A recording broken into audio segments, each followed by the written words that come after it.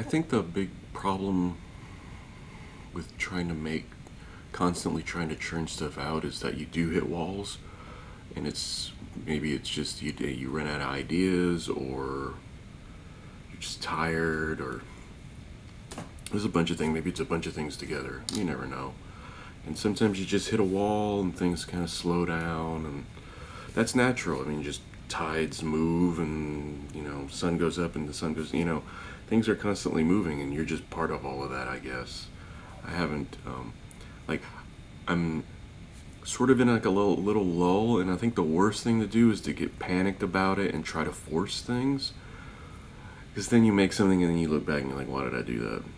Instead, you can just keep on. I mean, you gotta get up, you gotta eat, you have to do all the things you normally do during a day or whatever, and to try to make like I must create something today is the worst.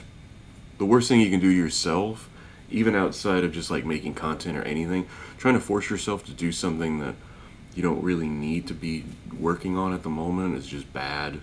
Rather than just maybe just sometimes you just need a break. Maybe you need to walk away from it for a moment. Maybe you need to, I don't know. There's a bunch of things that you could be doing instead, right? It's always a million things going on, so sometimes it's just better to stop and walk away from it, and not just to have something that's constantly pressuring you with a deadline. Sometimes but a lot of people, they'll do that and they'll just walk away and they never come back. But that's fine too.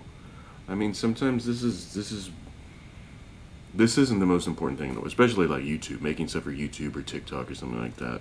I love making the content. I like putting it out, and people actually watch it every now and again. But there's not taking that pressure off yourself is really important, because there's enough pressure already with everything else. You don't really need to have another thing, and especially something that you do to yourself. There's no need for that.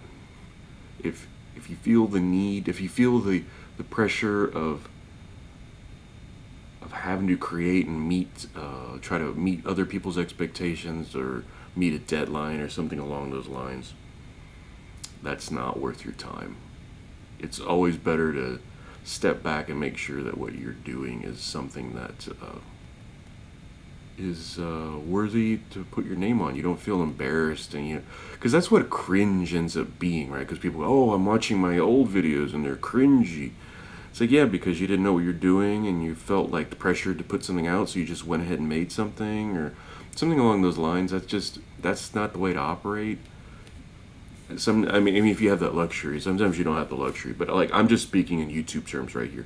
You don't have to make videos. Nobody has to do it. You just do it because you want to, hopefully. Although the majority, like the bigger YouTubers I watch, just make videos so that they can sell. They can have their promo code. Blah blah blah. I mean, that's just capitalism. I can't. I don't. There's nothing I can do to solve that problem, I guess. But I'm hitting a little bit of a lull. I have enough of a buffer that I can always just say, okay, well, this is going to be in the interim while I'm working on this.